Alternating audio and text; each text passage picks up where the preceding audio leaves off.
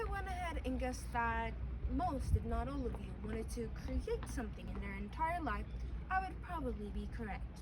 If I went ahead and stretched my guess and said that at least half of you gave up before even starting in the fear of failure, I would probably remain correct. If you're half a good guesser as I am, you can guess that this is going to be our topic today. First drafts. Now, why are they important? Because many people lose their minds in the fear of failure and the fear that they're going to mess up and it's not going to be perfect in their first draft. That's the whole point of first drafts. But as some topics tend to, this topic can also be explained better by using examples, so that's exactly what I'm going to do. I have a story of success and a story of failure for you today. First story we have is one of success. It's about a friend of mine. She's a really nice girl and she loves baking. You can give her any recipe you have and she will bake it perfectly after a few tries. One recipe she has that belonged formerly to her grandma that she has never tried before because she was so afraid to ruin it and get disapproving looks from her grandmother. This quarantine has pushed her to the point of boredom that she decided to try the bread, fail at rinsing it, and try again.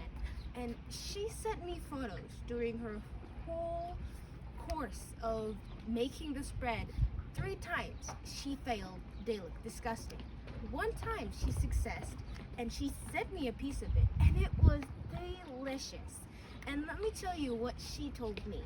Those breads that looked disgusting, they meant so much more to her than the one that she sent me because they were what that taught her to improve and keep going because they were her first drafts.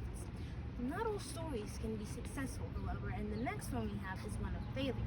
I have a friend of mine that lives over the seas. He's quite a nice fellow we met on the internet. Now, he has this real life best friend and he adores her. And he decided to give her this present he made for her birthday. Now, I know him and I know he's quite good at arts, but because she meant so much to him that he was so afraid of failing and messing everything up that he didn't do it. He ended up not doing it. And in the end, he was devastated because he ended up giving her a necklace and he knew that if he improved it, he could do so much better, but he couldn't because he was afraid.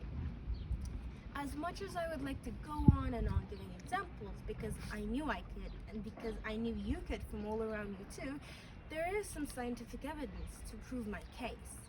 There were a bunch of scientists and teachers that took a class of pottery and divided into 2. The first half of the class would be judged with the appearance of the pots they made, and the second half would be judged with the usage of the pot.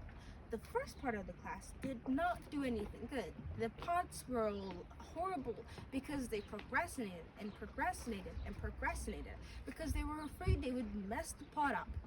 And it would be so bad that they would fail their classes. The second part, the usage part, now this is where it gets interesting, was serving way better looking pots than the first class, despite the fact that they were not going to be judged by the looks of the pot because they were not afraid that they would fail and mess the pot up, so they just got their clay, messed it up, tried again, and improved it.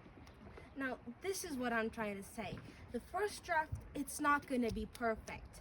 First drafts are supposed to be disgusting. As a writer, I can guarantee it. They're supposed to be complete disgusting, and you're supposed to take it, improvise on the way, improve it, put something on it, and come up with a perfect product because nobody no one from your favorite chefs and artists to your best friends, your mom and dad, even yourself, they didn't get the perfect thing in their first try.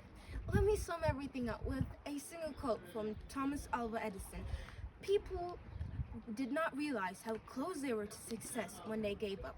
So keep going for a bit and see if you reach success. And when you finally do reach success with the perfect product, teach people how close you were to success when you were thinking of giving up.